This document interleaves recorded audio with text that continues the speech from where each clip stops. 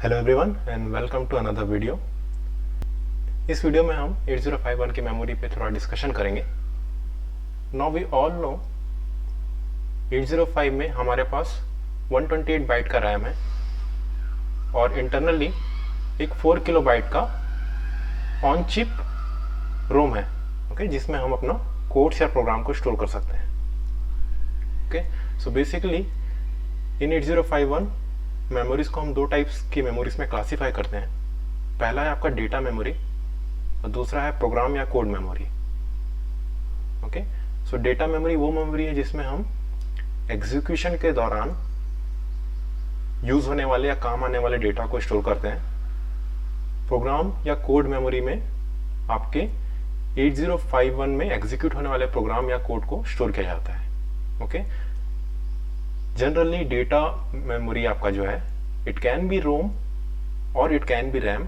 Most of the time RAM prefer होता है, ठीक है। प्रोग्राम्स या कोड को स्टोर करने के लिए हम रोम प्रीफर करते हैं। ऑल्दो हम रैम में भी प्रोग्राम्स या कोड स्टोर कर सकते हैं, but there are lots of reason क्यों हम इसे रोम में स्टोर कर सकते हैं या रोम में स्टोर करते हैं। Okay, so for programs and codes ROM आपका प्रिफरेबल मेमोरी रहेगा और डेटा के लिए रैम आपका प्रिफरेबल मेमोरी रहेगा। Okay, so let's see first the data memory कि जैसा कि मैंने बताया प्रोग्राम को एग्जीक्यूट करने के दौरान डेटा को स्टोर करने के लिए या प्रोसेस करने के लिए हमें एक टेम्पररी मेमोरी की जरूरत पड़ती है जिसे हम डेटा मेमोरी कहते हैं। ऑलरेडी 8051 के अंदर हमारे पास 128 बाइट्स की मेमोरी अवेलेबल है।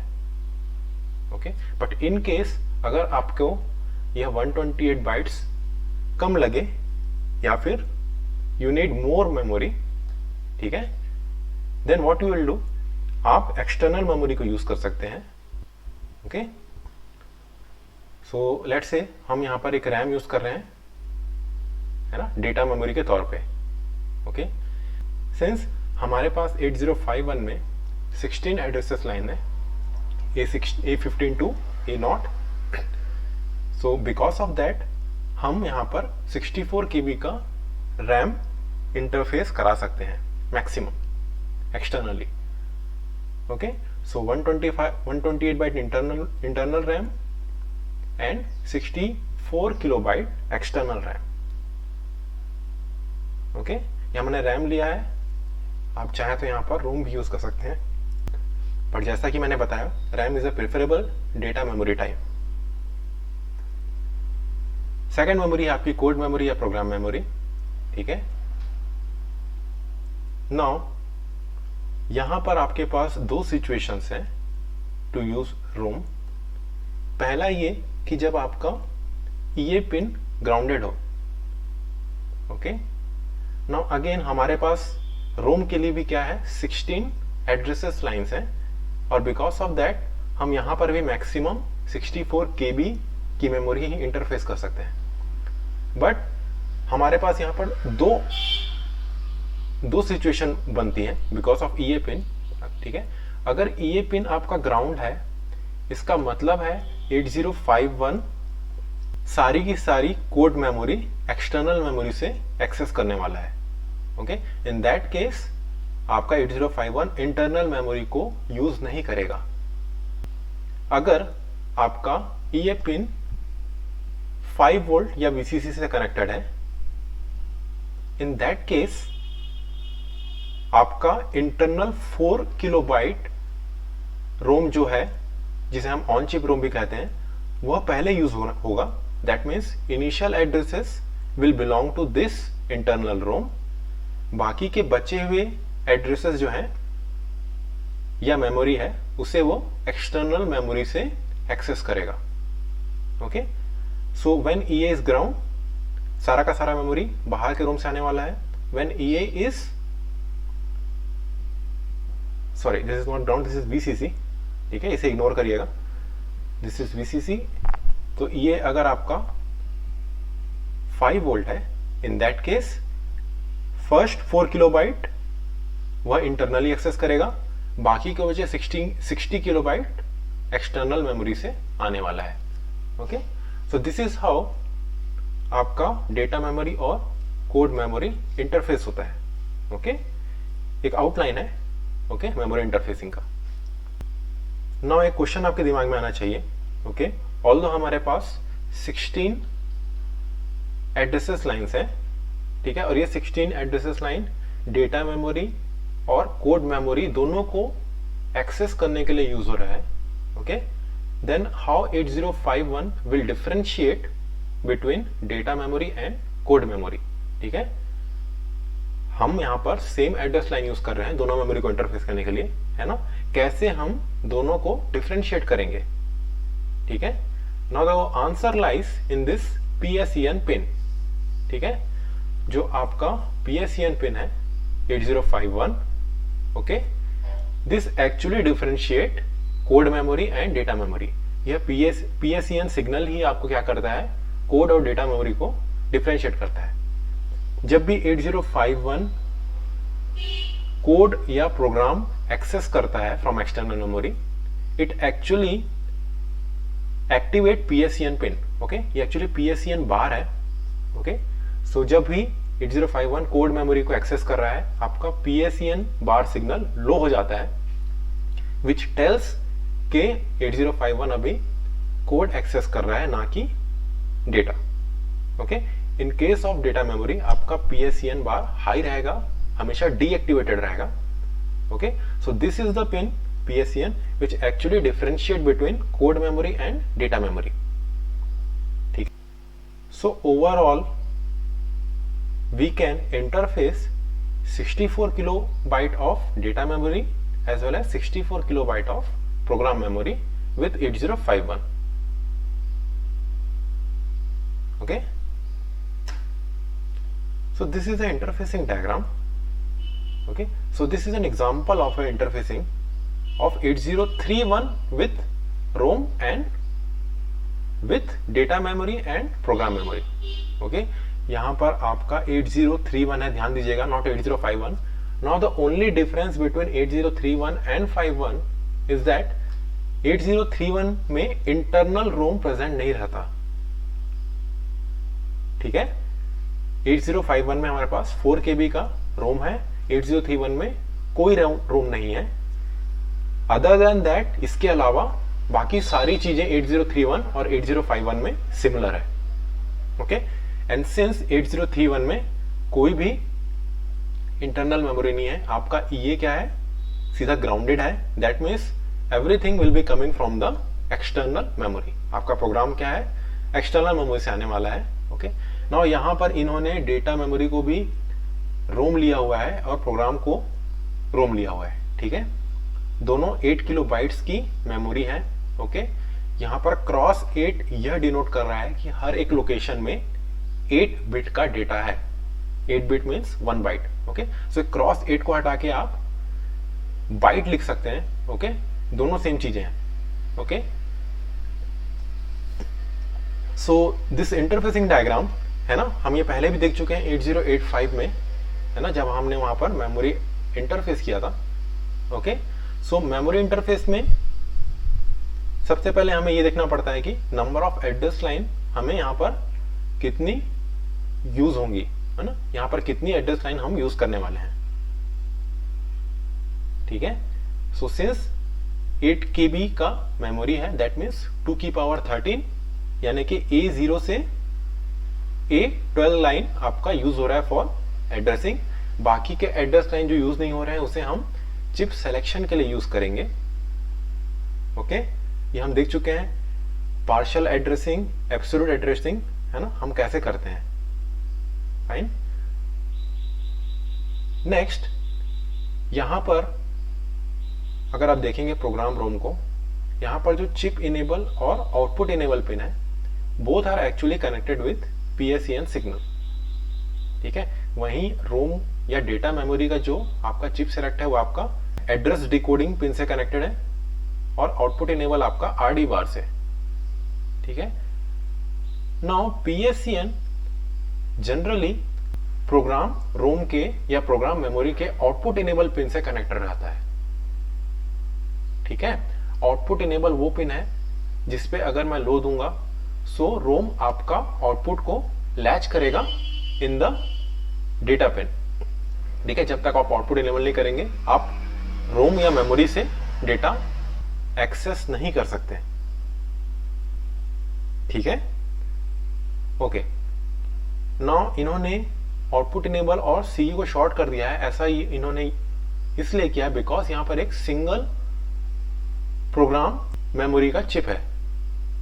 ठीक है, अगर मेरे पास एक से ज्यादा प्रोग्राम मेमोरी का चिप होता, इन दैट केस मुझे यहां पर भी चिप इनेबल के लिए ओके एड्रेस डिकोडिंग को यूज करना पड़ता। सो this is an example of memory interfacing. आप चाहें तो इसमें 8051 भी लिख सकते हैं, है ना। It will not change anything, है ना, दोनों ही सेम है। नाउ अगला क्वेश्चन आपके दिमाग में आना चाहिए, how we can actually access this memory. हम कैसे इन मेमोरी को एक्सेस कर सकते हैं। Okay, in order to access memories या access data from the external memory we have some special instruction. हमारे पास कुछ स्पेशल इंस्ट्रक्शन है। पहला है हमारे पास move X. Move x denote करता है कि हम डेटा को एक्सटर्नल डेटा मेमोरी से एक्सेस कर रहे हैं। ओके, यहां पर एक्स डिनोट कर रहा है एक्सटर्नल डेटा मेमोरी। ठीक है, so this instruction actually used to access data from external data memory. ठीक है, नाउ इसके दो वेरिएशन है। पहला है जब आपका सोर्स 8 बिट का होगा और दूसरा है सोर्स आपका 16 बिट का होगा। ओके, सो आपका अगर मेमोरी छोटा है दैट मीन्स एड्रेसेस ज्यादा बड़े नहीं है, साइज ज्यादा बड़ा नहीं है मेमोरी का, और उसके एड्रेसेस 8 बिट में आ सकते हैं। इन दैट केस आप यूज करेंगे MOVX_A@RI। ठीक है, सो RI can be R0 register और R1 रजिस्टर जो कि होल्ड करेगा आपका 8 बिट एड्रेस। ठीक है, सो फॉर एग्जांपल अगर मैं MOVX_A@R0 लिखता हूं एंड लेट्स से R0 में अभी 55H की वैल्यू स्टोर्ड है, देन यह इंस्ट्रक्शन क्या करेगा, एक्सटर्नल मेमोरी जिसके एड्रेस 55H है उस एड्रेस से डेटा को निकालेगा और रजिस्टर ए में कॉपी कर देगा या पुट कर देगा। यही सेम काम आपका MOVXA@DPTR करता है। Okay, so if you remember DPTR एक 16 बिट रजिस्टर है जिसको मैं DPH और DPL नाम के रजिस्टर में ब्रेक कर सकता हूं। ठीक है, ये हायर बाइट और लोअर बाइट है, दोनों मिला के 16 बिट या 2 बाइट का रजिस्टर फॉर्म करते हैं। Okay, now we can use move command to actually initialize DPTR। ठीक है, मैं मूव DPTR #1000H अगर देता हूं सो आपका 8051 क्या करेगा, इस 1000H डेटा को DPTR में स्टोर कर देगा एज अ 16 बिट डेटा। ठीक है, और जैसे ही आप MOVXA@DPTR करेंगे एक्सटर्नल मेमोरी के 1000H एड्रेस से डेटा आपका A में कॉपी हो जाएगा। Fine, so this is how we access external memory या एक्सटर्नल डेटा मेमोरी। इसी को अगर मैं रिवर्स कर दूंगा तो डेटा आपका कॉपी हो जाएगा एक्सटर्नल मेमोरी में। फॉर एग्जाम्पल अगर मैं MOVX@DPTR,A लिखता हूं, ओके, सो आपका रिवर्स ऑपरेशन होगा same in case of MOVX@RI,A। ठीक है, मैं सोर्स और डेस्टिनेशन को चेंज कर रहा हूं, that's it. Another instruction move C instruction. ठीक है, यहां पर C का मतलब है कोड मेमोरी। ठीक है, X का मतलब था वहां पर डेटा मेमोरी, यहां पर C का मतलब है कोड मेमोरी। ठीक है, सो यह इंस्ट्रक्शन एक्सटर्नल रोम से जहां पर आपका कोड स्टोर है, ठीक है, वहां से डेटा को एक्सेस करता है। ठीक है, नाउ इसके भी दो वेरिएशन है। पहला है MOVCA@A+DPTR।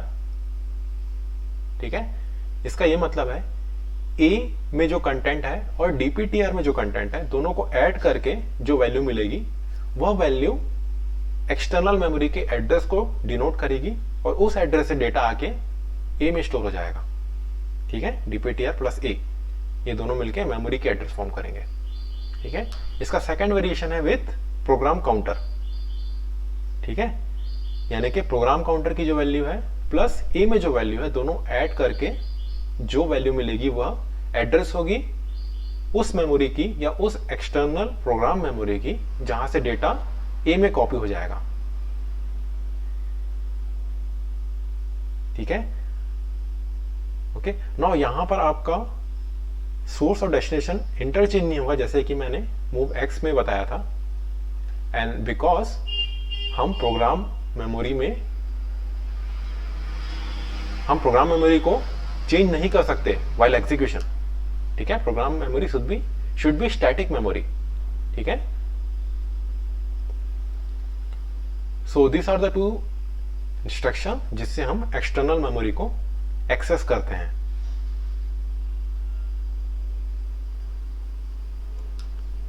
Now will see a program, okay, जिसमें मैं इंटरनल रैम 30H से 40H लोकेशन को एक्सटर्नल मेमोरी में ट्रांसफर करूंगा, जिसकी एड्रेस है 1000H to 1010H।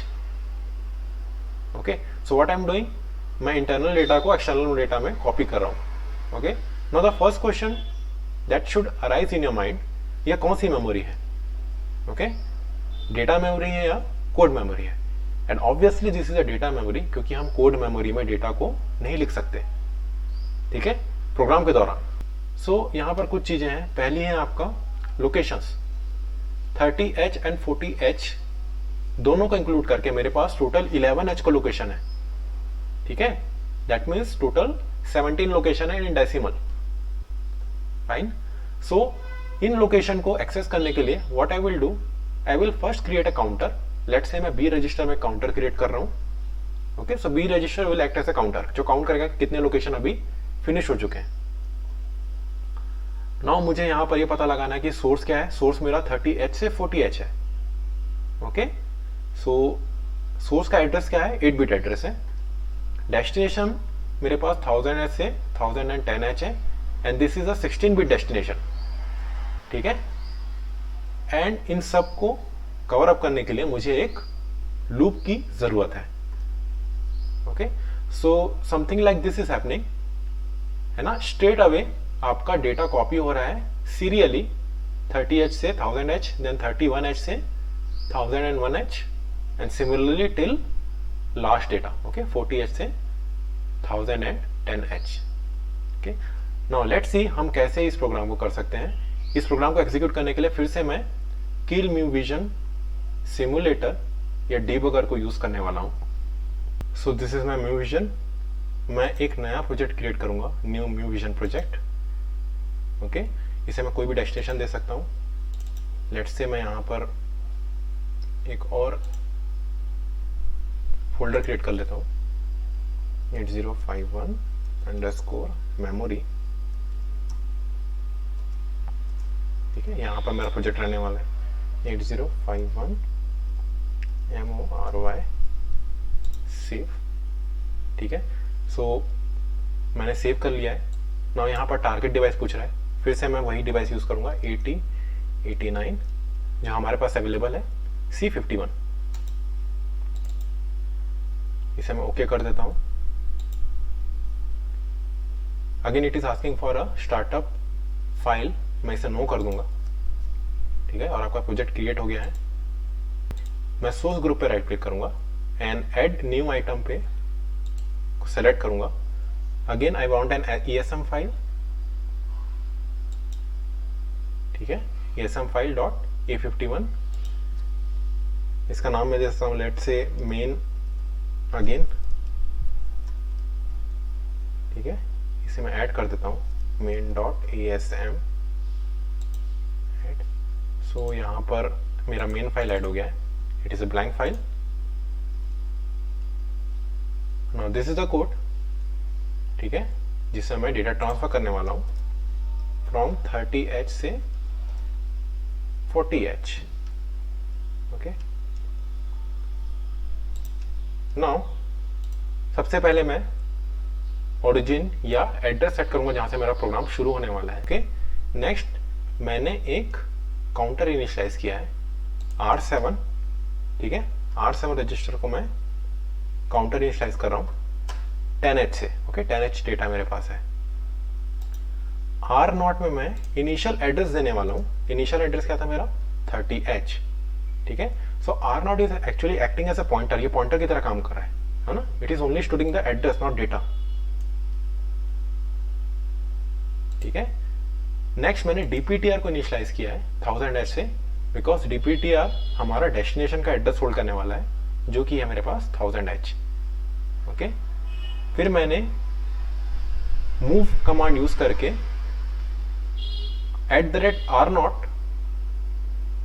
ओके से रैम का डेटा ए में कॉपी किया है, और नेक्स्ट लाइन में मैं मूव X यूज करके ए का डेटा DPTR में पॉइंट होने वाले एड्रेस को ट्रांसफर कर रहा हूं, यानी कि एक्सटर्नल मेमोरी को मैं ट्रांसफर कर रहा हूं। ठीक है, इसके बाद मैंने इंक्रीमेंट किया है R0 को, ताकि मेरा R0 30H से 31H में चला जाए। Okay, which is the next address. ठीक है, साथ ही मैंने DPTR को भी इंक्रीमेंट किया है, ताकि डेस्टिनेशन का भी एड्रेस एक बढ़ जाए। इसके बाद मैंने DJNZ यूज किया है, डिक्रीमेंट एंड जंप, जो कि R7 जो कि मेरा काउंटर था उससे डिक्रीमेंट करेगा, और अगर ये 0 नहीं हुआ तो फिर से वो नेक्स्ट पे जंप होके अगेन सेम चीज को रिपीट करेगा। ठीक है, और ये चीज कब तक चलते रहेगी? टिल आपका काउंटर 0 नहीं हो जाता। दैट मीन्स आपका 17 बाइट्स का डेटा ट्रांसफर नहीं हो जाता from internal RAM to external memory या RAM. Okay, now let's say will build this, और मैं अपना डीबगर ऑन कर देता हूं।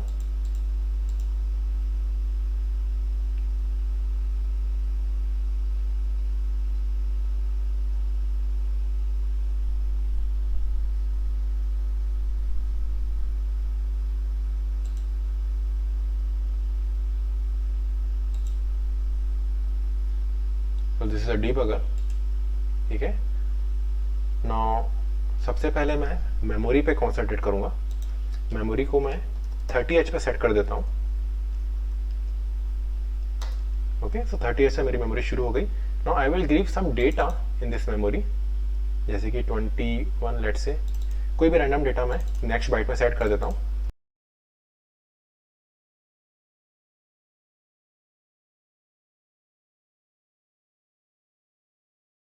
I think I have given 17 data. Okay, let's see. Now what I will do, I will again use a breakpoint, okay, to monitor the program. प्रोग्राम को monitor करने के लिए मैं फिर से एक ब्रेक पॉइंट यूज करूंगा।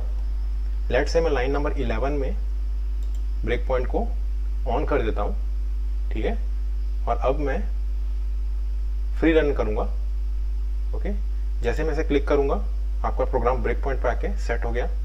तो आप देख सकते हैं यहां पर आते आते, ठीक है, आपका, ठीक है, R0 इंक्रीमेंट हो चुका है। ठीक है, R7 डिक्रीमेंट नहीं हुआ है, जो कि अभी होगा। ए में 21 आ गया है।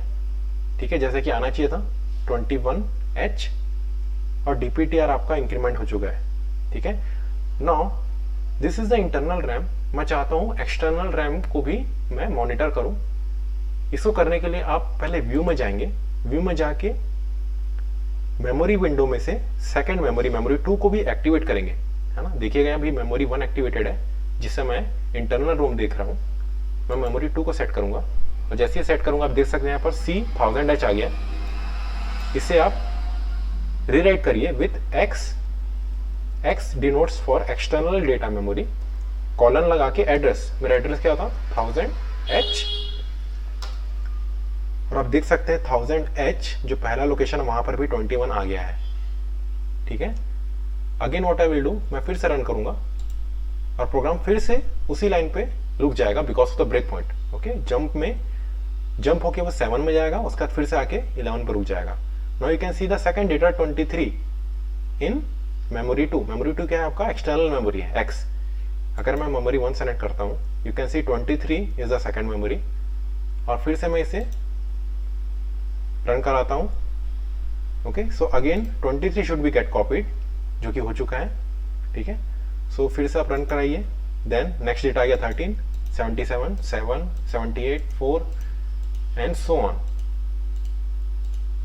ठीक है, और आपका प्रोग्राम खत्म हो गया। Okay, that's mean 33 is the last data, ये 33 जो कि एज इट इज यहाँ कॉपी हो गया है। ओके,